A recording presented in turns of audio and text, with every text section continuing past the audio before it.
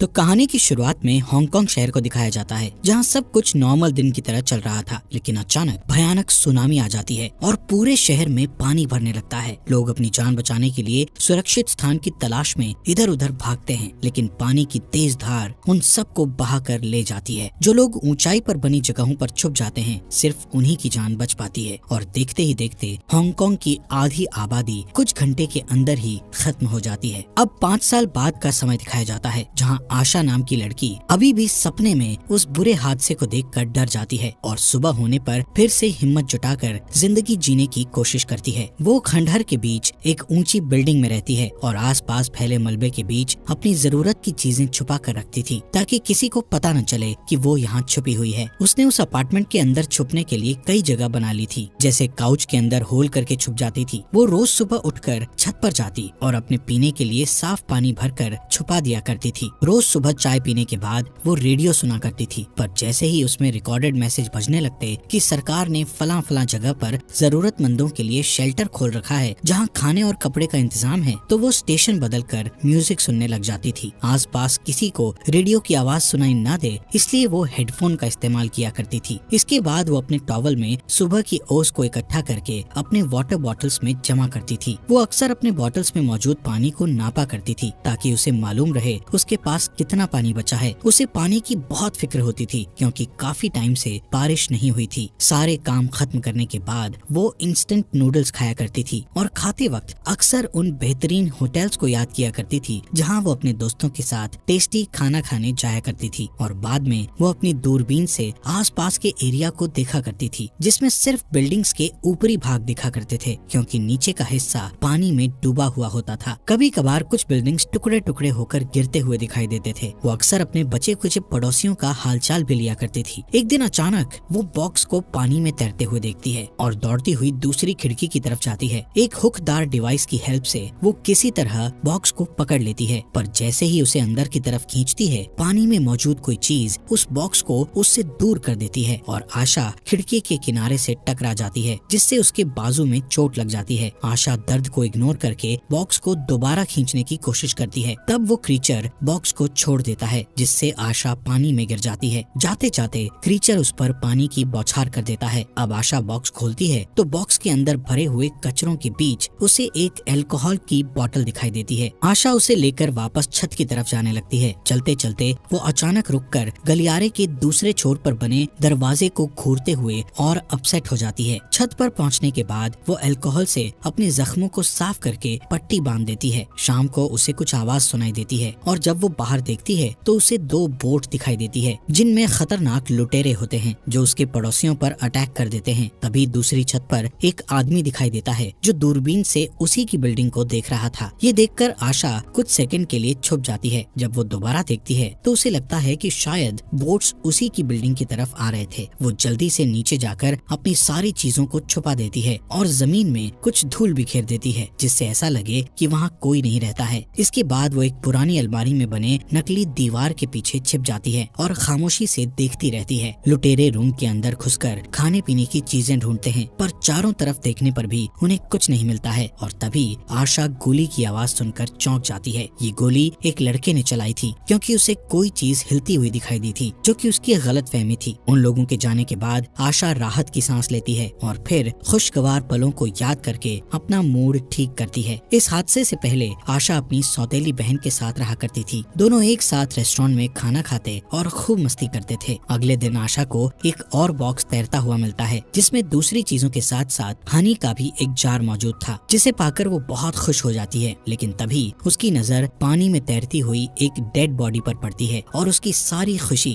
छूमंतर हो जाती है। थोड़ी देर बाद आशा अपने काम में बिजी हो जाती है और उसका फायदा उठाकर कोई चुपके से उसके रूम में घुस जाता है और उसके सीक्रेट जगह से उसकी चीजें चुराने लगता है। आशा को कुछ आवाजें सुनाई देती है, लेकिन कुछ दिखाई नहीं देता है, इसलिए वो इग्नोर करके सोने की तैयारी करती है। और तभी उसे दोबारा आवाज सुनाई देती है, जिसे सुनकर वो अपना फ्लैश लाइट लेकर चेक करने जाती है, लेकिन इस बार भी उसे कोई नहीं दिखता है। तब वो अपना मुंह धोने लगती है और उसके बाद जानबूझकर साबुन वहीं छोड़ देती है, ताकि चोर को पकड़ सके। और तभी उसे वो लड़की दिख जाती है, जो उसका सामान चुरा रही थी। आशा उसका कंधा पकड़ लेती है, पर तभी वो बच्ची उसे किक मारकर वहाँ से भाग जाती है। वो अपने साथ आशा की कुछ और चीजें चीजें भी ले जाती है, जिनमें जुगाड़ से बनाया हुआ लैंप भी था। जैसे ही वो नीचे के गलियारे में पहुंचकर डोर खोलने जाती है, उसे आशा के आने की आवाज सुनाई देती है और वो जल्दी से दरवाजा खोलकर भाग जाती है। उस रात आशा सपने में देखती है कि वो अपनी बहन को उसके बर्थडे पर देने के लिए कपड़े खरीद रही है और उसकी बहन खुश होकर उसे अपना बेस्ट फ्रेंड कह रही है और उसके साथ रहने के लिए अपने पेरेंट्स का घर छोड़कर उसके पास आ गई है। तभी उसकी नींद खुल जाती है और वो देखती है कि उसके खाने का डब्बा गायब है। तब वो जमीन पर पड़े हुए खाली रैपर्स को फॉलो करती हुई उस जगह पर पहुंच जाती है जहां वो लड़की लैंप के पास सोई हुई थी। उसे बच्ची को नींद से जगाना सही नहीं लगता है, इसलिए वो अपने लिए खाना बनाने चली जाती है। जब लड़की की नींद खुलती है तो वो छुपे हुए कंपार्टमेंट्स ढूंढने लगती है, जहां एक लिफाफे में उसे आशा और उसकी बहन की तस्वीर मिलती है और तभी आशा वहां पहुंच जाती है। उसे देखकर लड़की वहां से भाग जाती है और आशा जल्दी से सारे फोटोज वापस अपनी जगह पर रख देती है। जल्दबाजी में उसे पता ही नहीं चलता कि एक फोटो गलती से जमीन पर गिर गया था। इसके बाद वो दोबारा से नूडल्स बनाती है और उस बच्ची के पास लेकर आती है। ऐसा करते वक्त उसे अपनी बहन की बर्थडे वाली रात याद आती है जब उसके पेरेंट्स ने अपना खानदानी नेकलेस उसकी बहन को गिफ्ट किया था। इस बात से आशा बहुत नाराज हो गई थी क्योंकि पहली बेटी होने के नाते वो हार आशा को मिलना चाहिए था। इस बात पर उन सब में बहस होने लगती थी और आशा गुस्से में घर छोड़कर निकल गई थी। अब सीन वापस से प्रेजेंट में आ जाता है जहां आशा को वही हार पहने हुए दिखाया जाता है और वो लड़की नूडल्स खाने से इनकार कर देती है। तब आशा खाने को वहीं छोड़कर वहां से चली जाती है। उसके जाते ही लड़की सारा खाना खा जाती है और थोड़ी देर बाद वो नोटिस करती है कि आशा उसके लिए एक गद्दा भी छोड़कर गई थी, पर वो उस गद्दे को इस्तेमाल नहीं करती है और अगले दिन सुबह वो सारी चीजें आशा को लौटा देती है जो उसने उसके यहाँ से चुराई थी। नाश्ते में आशा फिर से नूडल्स के 2 हिस्से बनाती है, जिसमें से एक हिस्सा उस लड़की के लिए छोड़कर खुद छत पर जाकर खाने लगती है। थोड़ी देर में वो लड़की भी आ जाती है और आशा की नकल करने लगती है, जिससे दोनों को हंसी आ जाती है और दोनों एक दूसरे से घुल मिल जाती हैं और आशा को उसके पुराने दिन याद आते हैं जब वो ऐसे ही खुश रहा करती थी। शाम को लड़की आशा का दिया हुआ गद्दा यूज करती है और उसी के पास सो जाती है। फिर अचानक वो रोने लगती है और अपने आंसू छिपाने की कोशिश करती है। तब आशा उसे कहती है कि अगर रोने से मन हल्का होता है तो रो लेना चाहिए, जिस पर वो लड़की उसे बताती है कि वो अपने परिवार को मिस करती है और इसलिए वो एक छोटा सा बोट बना रही है ताकि जल्दी अपनी माँ को ढूंढ सके। इसके बाद वो आशा को बताती है कि उसका नाम हेई हेई है। रात में आशा को फिर से डरावने सपने आते हैं और सुबह होने पर वो हेई हेई को मुंह हाथ धोने के लिए छत पर ले जाती है। हेई हेई बाथरूम के दरवाजे से खेलने लगती है, जिससे कुंडी में लगा हुआ टेप निकल जाता है। तब आशा डोर बंद कर देती है, पर गलती से डोर लॉक हो जाता है और वो लोग उसे बाहर से नहीं खोल पाते हैं। ये देखकर आशा अपसेट हो जाती है, पर तभी हेई हेई उसे लॉक खोलकर दिखाती है। थोड़ी देर बाद जब आशा नाश्ता बनाने लगती है तो उसे रियलाइज होता है कि उसका नेकलेस गायब है। तभी उसे कुछ आवाज सुनाई देती है और जब वो झांक कर देखती है तो उसे पता चलता है कि लुटेरे फिर से आ गए थे। वो हेई हेई से तब तक चुप रहने को कहती है जब तक लुटेरे चले न जाएं। उनके जाने के बाद आशा हेई हेई के बाल संवारने लगती है और तब हेई हेई उसे भी अपने साथ चलने को कहती है, जिस पर आशा कहती है कि ये मेरा घर है, मैं इसे छोड़कर कहीं नहीं जा सकती और वैसे भी बाहर जाने लायक कुछ नहीं है। इसके बाद आशा उससे पूछती है कि क्या तुमने मेरा नेकलेस लिया है, जिसके जवाब में हेई हेई ना कहती है और चोरी का इल्जाम लगाने से नाराज होकर भागती हुई दूसरे अपार्टमेंट में चली जाती है। शाम को आशा अकेले ही डिनर करती है और तभी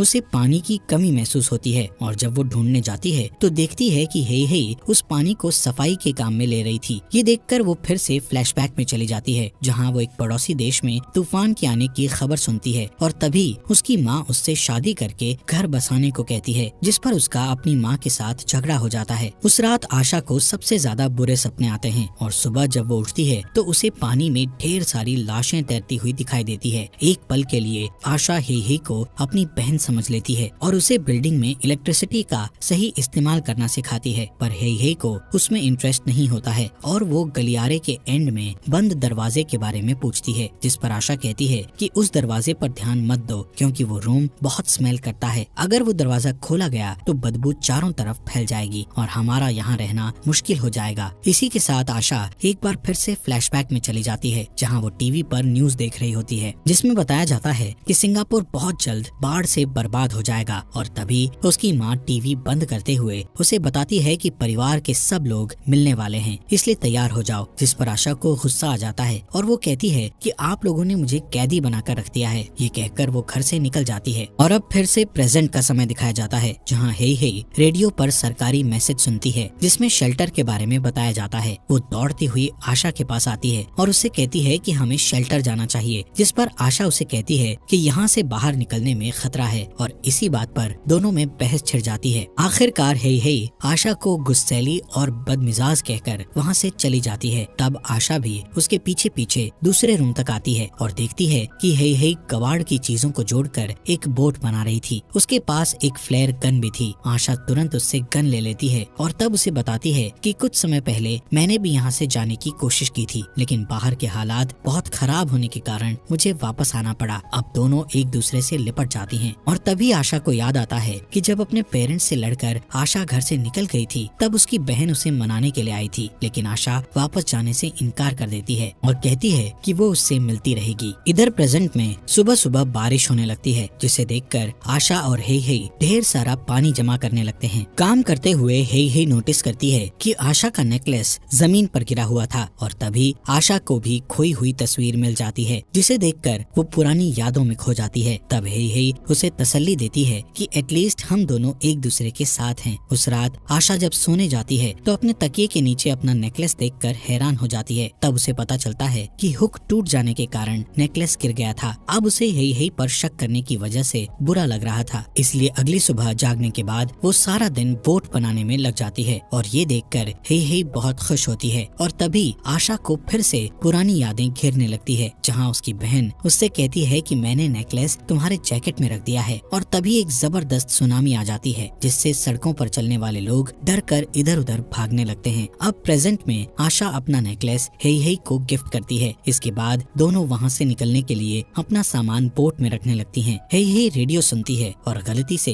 हेडफोन डिस्कनेक्ट हो जाता है, जिससे म्यूजिक की आवाज चारों तरफ गूंजने लगती है। आशा तुरंत रेडियो बंद कर देती है और तभी उसे फिर से लुटेरों के आने की आहट सुनाई देती है और जल्दी जल्दी दोनों अपनी चीजें छुपाने लगती हैं। इसके बाद आशा हेई हेई को छुपाने के लिए कबर्ड के पीछे वाली नकली दीवार की तरफ भेज देती है और खुद बदबूदार कमरे में छिप जाती है, जहाँ उसे अपना पुराना फैमिली एल्बम मिलता है, क्योंकि ये उसी का अपार्टमेंट था। इधर लुटेरे खिड़की से अंदर घुसते हैं। इस बार वो लोग और खतरनाक तरीके से छानबीन करते हैं और जो भी चीज उनके सामने आती है उसे बर्बाद कर देते हैं, जिसमें बोट भी शामिल थी। उनमें से एक लड़का बदबूदार कमरे में घुसता है और उस गंदी स्मेल से बचने के लिए अपने मुंह पर कपड़ा बांध लेता है। जैसे ही वो कुछ पुरानी बेडशीट्स को उठाकर देखता है तो उसके नीचे उसे आशा के पेरेंट्स की बॉडी मिलती है, जिसे देखकर वो उल्टी कर देता है। उसी वक्त आशा को फिर से वही सीन याद आता है जब सुनामी की लहरें रास्ते में आने वाली हर चीज को निगलती जा रही थी, जिसमें कुछ ही सेकंड्स के अंदर सैकड़ों लोग मारे गए थे। हर कोई अपनी जान बचाने के लिए एक दूसरे को धक्का दे रहा था। आशा भी अपनी बहन को साथ लेकर एक बिल्डिंग की सीढ़ियों पर चढ़ने लगती है, पर जल्दी ही बाकी लोग भी वहाँ आ जाते हैं। अब प्रेजेंट में लुटेरे खाने पीने की सारी चीजें ले लेते हैं और आशा की तस्वीर को घूरने लगते हैं। अचानक एक लड़के की नजर अलमारी पर पड़ती है और उसे कुछ शक होता है, जिसे देखकर बाकी लुटेरे अलमारी खिसकाने में उसकी हेल्प करते हैं और इस तरह हेई हेई उनके हाथ लग जाती है। उधर बदबूदार रूम में छुपी आशा इन आवाजों को सुनकर एक बार फिर से फ्लैशबैक में चली जाती है, जहाँ सीढ़ियाँ चढ़ते वक्त उसकी बहन लड़खड़ा कर गिर जाती है और भीड़ में कुचल जाती है। आशा इतनी डरी हुई थी कि भागते हुए वो नोटिस नहीं कर पाती है कि उसकी बहन वहाँ से गायब थी। इस प्रेजेंट में डरी हुई हेई हेई लुटेरों को बता देती है कि आशा कहाँ छुपी हुई है और लुटेरे उसे ढूंढकर बेहोश कर देते हैं। जब आशा को होश आता है तो वो रस्सियों से बंधी हुई होती है और एक लुटेरा उसका फायदा उठाने की कोशिश करता है, पर तभी उसका बॉस उसे बुला लेता है। थोड़ी देर बाद लुटेरे सारी चीजों के साथ हेई हेई को भी बोट पर चढ़ा लेते हैं। इसके बाद वो लोग आशा को भी घसीट कर बाहर लाते हैं, जहाँ हेई हेई को देखते ही आशा को अपनी बहन की याद आती है और वो फैसला करती है कि वो पिछली बार की तरह दोबारा ऐसी गलती नहीं करेगी। इस ख्याल के आते ही वो एक झटके से रस्सी को खींचती है, जिसके जवाब में लुटेरे भी रस्सी को जोर का झटका देते हैं, जिससे आशा पानी में गिर जाती है, जहाँ उसे एक टूटा हुआ सीढ़ी मिल जाता है, जिसे उठाकर वो लुटेरे पर अटैक कर देती है। इस पर लुटेरे को गुस्सा आ जाता है और वो उसे पानी में डुबोने की कोशिश करता है और थोड़ी स्ट्रगल के बाद आशा अपने पॉकेट से फ्लेयर गन निकालकर उसे शूट कर देती है। गोली की आवाज सुनकर सारे लुटेरे वापस बिल्डिंग के अंदर आ जाते हैं, लेकिन उन्हें आशा कहीं दिखाई नहीं देती। तब वो लोग उसे अलग अलग ढूंढने लगते हैं। इतने में एक बड़े लड़के को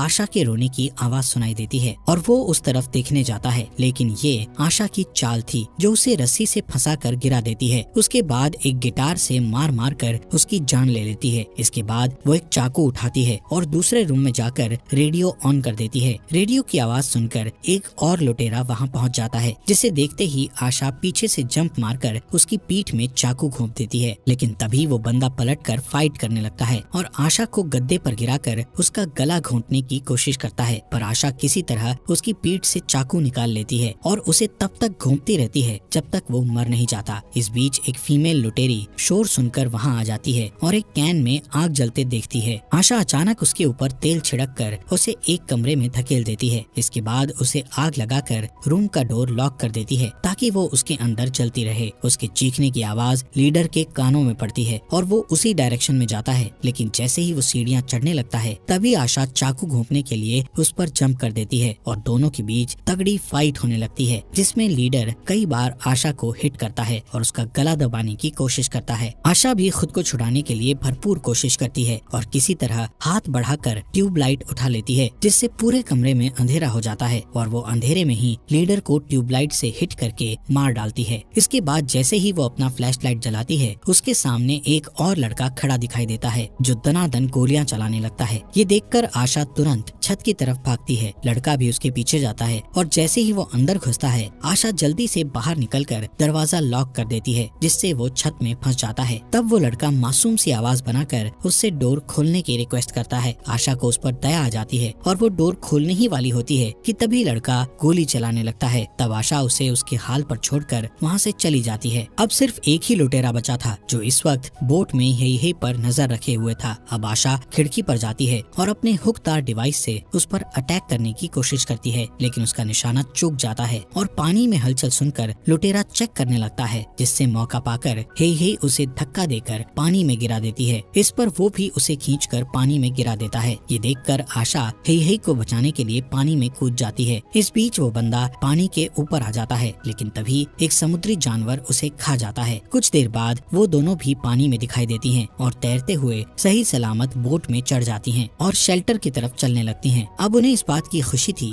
कि लुटेरों ने जो भी कुछ खाने पीने की चीजें बोट में रखी थी वो उन्हें उनकी मंजिल तक पहुंचने के लिए काफी थी। उस रात आशा पहली बार चैन की नींद सोती है और इसी के साथ ये अमेजिंग मूवी यहीं पर खत्म हो जाती है। दोस्तों, आपका दिल से शुक्रिया आपके अपने चैनल को सब्सक्राइब करने के लिए।